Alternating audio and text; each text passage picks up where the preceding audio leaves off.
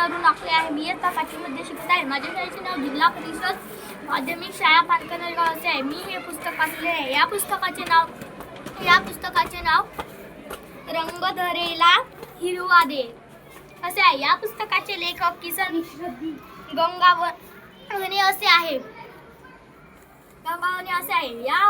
या पुस्तकात खूप छान छान गाणे आहेत.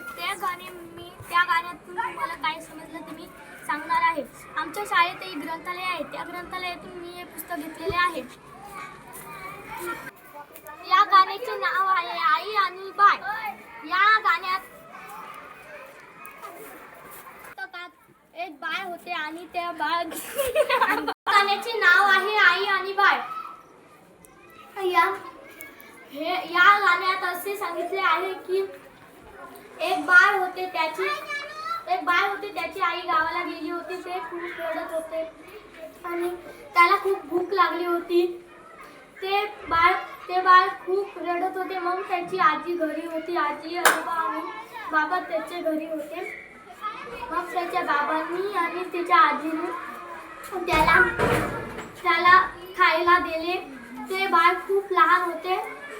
त्या बाळाची आई गावाला गेली होती म्हणून ते बाळ रडत होते.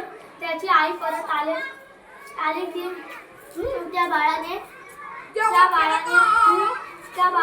ते बाळ खूप आनंदी झाले होते आणि खूप हसत होते. त्याची आई परत आली. त्या बाळाला खूप आनंद झाला होता.